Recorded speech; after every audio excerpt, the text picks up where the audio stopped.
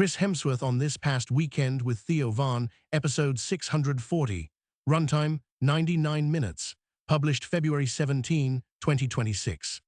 Chris Hemsworth just casually revealed he carries 2 copies of the APOE4 gene, the worst possible genetic hand for Alzheimer's, a combination found in roughly 1 in 1,000 people.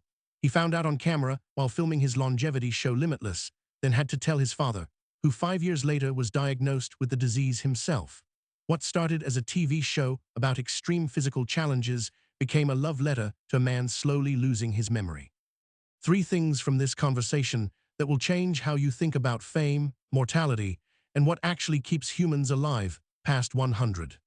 Section 1. The Alzheimer's bombshell that changed everything. Hemsworth discovered his genetic predisposition to Alzheimer's during blood work for his Disney Plus show Limitless. Both parents gave him the worst possible copy of the APOE4 gene. He sat his dad down and said, "Don't worry, it's not a death sentence, it's a warning sign." His father Craig replied, "Oh, don't worry, mate, we'll figure it out."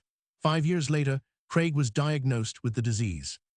What followed was a deeply personal episode called A Road Trip to Remember, built around reminiscence therapy, where you revisit your past to stimulate the hippocampus, the exact part of the brain dementia attacks. Hemsworth admits he went in hoping for a silver bullet cure and instead got something more profound. It became a love letter to his father. The conversations they had on camera about fears, about the disease, about what it means to slowly lose yourself, were things Hemsworth says he never would have asked otherwise. His father had started to feel like a burden, like he was just a patient. The show gave him agency. It gave him purpose. They went back to the Aboriginal community in the Northern Territory where Chris grew up, where the locals called Craig a Chuck Norris-looking guy because he used to pull cattle down by their tails and tie them up with his long ponytail flying behind him. Before the cattle work, Craig spent most of his career in child protection, going into homes to assess neglect and abuse, presenting evidence to courts, working with police to determine if children were safe. Chris watched the toll that work took on his father over decades, solving one case only to find a pile of new ones on the desk the next morning. The stress connection is devastating. Chris describes watching his father's memory deteriorate in real time when stress spikes. Craig went to put petrol in his motorbike. It wouldn't start. His wife picked him up. He went back with a spare key. It still wouldn't start. And he did this 3 times in one day. By the time Chris arrived, Craig had forgotten the bike existed in the 10 minutes between putting it on the back of the truck and arriving home. But the next day, once the problem was solved and the stress dissipated, he was better. The disease feeds on cortisol, the bad kind of stress, the frustration of losing your keys and beating yourself up about it. That is what accelerates the decline. The good stress, like exercise or crossword puzzles, actually helps. Compared to other family members and people in their community who received the same diagnosis around the same time and progressed to a catatonic state, Craig is doing remarkably well. He could sit in the room and have a conversation. It is the short-term memories that go first and the wrong kind of stress that makes it visibly worse. Section 2. The Blue Zone's Secret Nobody Follows. The most important takeaway Hemsworth pulled from 2 seasons of Limitless wasn't cold plunges, fasting, or strength training. It was social connection. The regions where people consistently live past 100, known as Blue Zones, all share the same pattern: multi-generational living, strong friendships, daily natural movement like walking and gardening, and a clear sense of purpose. The Blue Zones are Okinawa, Japan, Icaria, Greece, Sardinia, Italy, the Nicoya Peninsula in Costa Rica, and Loma Linda, California. Despite wildly different cultures, diets, and climates, they all converge on the same fundamentals. Natural movement built into daily routines, not gym sessions. Plant-heavy diets high in vegetables, beans, and whole grains. Low chronic stress. Light or no alcohol. Multi-generational households. And above all, a community that needs you. Hemsworth has restructured his own life around this. He worked to bring his entire family closer together geographically, reversing the modern trend of isolated nuclear households where you don't even know your neighbors. He points out that our grandparents' generation often smoked, drank, and ate steak and eggs daily, yet many lived into their 90s because they had huge households, shared responsibility, and community. The centenarians who live past 100 aren't retired. They still work, whether that's maintaining a garden, helping with grandchildren, planning trips, or contributing to their community. Purpose doesn't mean a corner office. It means having a reason to get up. Theo adds a recovery perspective. In his 12-step communities, they say connection is the opposite of addiction. Being in a room where someone articulates the exact thought you've been carrying but couldn't put into words, that is therapeutic in a way no pill can replicate. He describes his morning Zoom meetings where guys share what's going on in their lives, and some of them say things Theo always wanted to say but couldn't make the words for. That validation, that feeling of being understood, is the foundation of recovery. Theo's mother, in her 70s, still delivers packages for Amazon and Whole Foods, not because she needs the money, but because sitting in the lot waiting for her next route gives her purpose. Theo pictures her in her van, waiting to deliver a catalytic converter to some guy across town, and he loves it. She is alive because she has something to do tomorrow. The data on stress is brutal in its simplicity. Hemsworth makes the point that the amount of stress involved in pursuing perfection, in being the person who never eats sugar, trains 7 days a week, and obsesses over every variable, that stress itself is more dangerous than the things being avoided. He has had periods of extreme discipline, and they were not his happiest or healthiest. When a birthday cake comes, you eat the birthday cake. As Theo puts it, what are you going to be, some guy over there just sneaking a carrot out of his pocket at a kid's party? The stress of smuggling that carrot and explaining it is worse than the sugar. Section 3. What Thor thinks about at 3 a.m. The most surprising part of this conversation is how philosophical Hemsworth gets. He references Carl Jung, Alan Watts, Viktor Frankl's Man's Search for Meaning, and a book called The Middle Passage by James Hollis about Jungian midlife psychology. This is not the interview you expect from the guy who plays Thor. Hemsworth describes hitting a wall that most successful people eventually face. What was the goal at one point quickly becomes the norm, and then you are on to something else. The reassessment cycle accelerates. The goals he set as a young actor were achieved, and the fulfillment lasted about 5 minutes. Then a deeper voice started asking harder questions. Jung calls it the protest from the soul of the psyche, when the personification of self, the mask assembled from childhood through family bonds, societal expectations, religion, and community, starts wearing thin in your 30s and 40s. There is an inner protest that rises up and demands a deeper truth. He describes the motivation behind pursuing something shifting over time. First, it is purely financial, taking care of family, maintaining a position. Then that gets sorted, and a new question emerges. What is the heart actually saying? And if you are lucky enough to find something that speaks to you on a deeper level while also allowing you to function in the world, great. But Hemsworth finds himself bouncing between those questions more than ever, with more indecision and more searching than at any point in his life. The relentless confidence and pursuit he had when everything was as far out of reach as possible has given way to something more uncertain, but also more honest. He quotes Alan Watts on love. People say falling in love as if falling is the risk.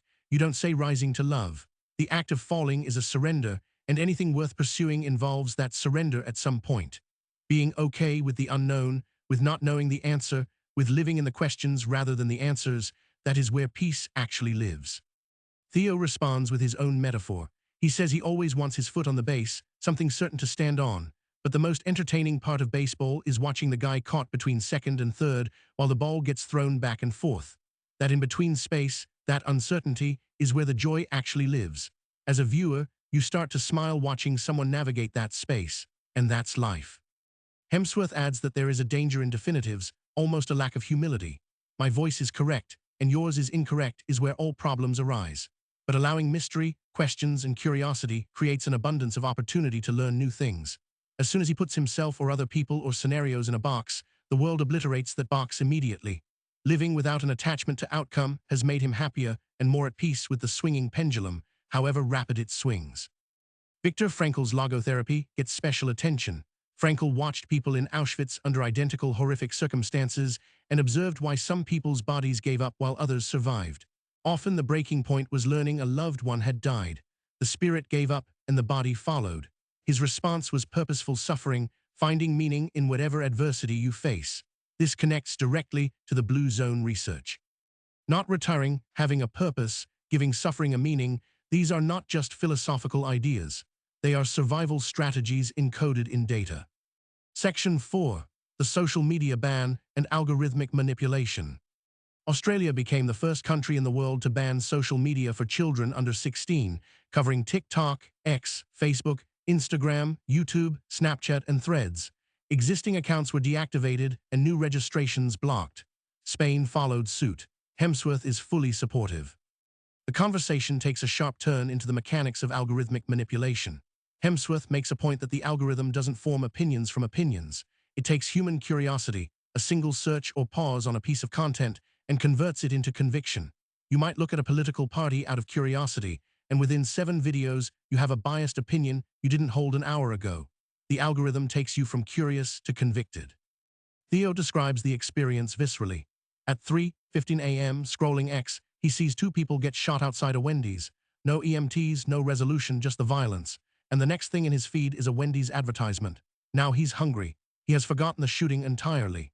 The complete desensitization to something serious, immediately followed by something trivial, starts to deteriorate the part of you that takes serious things seriously. The research backs this up. Large studies of more than 100,000 young adults find that each year of smartphone ownership before age 13 is associated with higher rates of depression, suicidal thoughts, aggression, and detachment. Girls show particularly large drops in emotional resilience and self-esteem. Cyberbullying follows kids home. Sleep gets disrupted. Body image comparison becomes constant.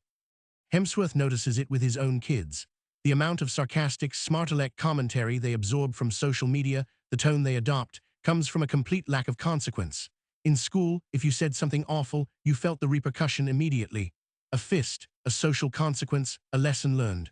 Online, there is no feedback loop. You plug horrible things into comment boards with zero accountability. Both agree there should be legal recourse against algorithms that deliberately escalate emotional responses. The algorithm is not just serving content. It is manufacturing conviction from curiosity, creating outrage for engagement, and then selling advertisements in between acts of violence. As Hemsworth puts it, the algorithm makes up your conclusion for you based on nothing more than a question you asked. Section 5. The Hitchhiking Stories and Australian Spirit. Hemsworth explains why Australians show up everywhere on the planet. Australia is so isolated that finishing high school and backpacking around the world is practically a rite of passage. About half his friends had no idea what to do after school, and they figured maybe they'd find it in Peru or wherever the backpack took them. There is an adventurous spirit born from isolation. Getting to another country is not a 2-hour train ride like in Europe. It is multiple flights, buses, trains, and boats. The journey itself becomes the point. He missed that window entirely. He landed a soap opera called Home and Away at 18 and went straight into the working world, which eventually led to Hollywood and Thor. Now at 42 with 3 kids, he can't go backpacking.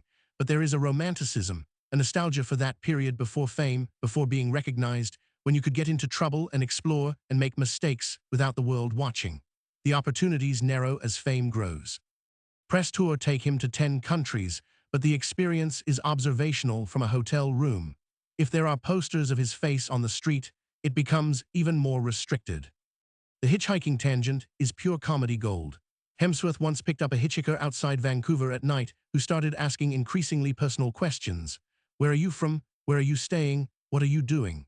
Hemsworth's immediate response was to start casually mentioning his extensive martial arts background, jiu-jitsu training, and boxing experience, essentially sizing up whether this was about to become a horror movie. Nothing happened, but the moment of mutual sizing up, neither knowing anything about the other, wondering how this story ends, that is a genuinely tense experience. Meanwhile, Mark Ruffalo, being peak Ruffalo, once picked up hitchhiking teenagers at an Australian music festival who said they were going in one direction. He didn't have the heart to tell them he was going the opposite way. He ended up on a 4-hour detour, getting home at 7 a.m. instead of 2 a.m. They also discuss the Australian concept of schoolies, the tradition of school leavers partying after graduation, and toolies, the older people who hang around the school leavers parties. As Theo puts it, they should have a trade by that point. Pick up a hammer, do something. Section 6. Celebrity as a Mirror and Crime 101.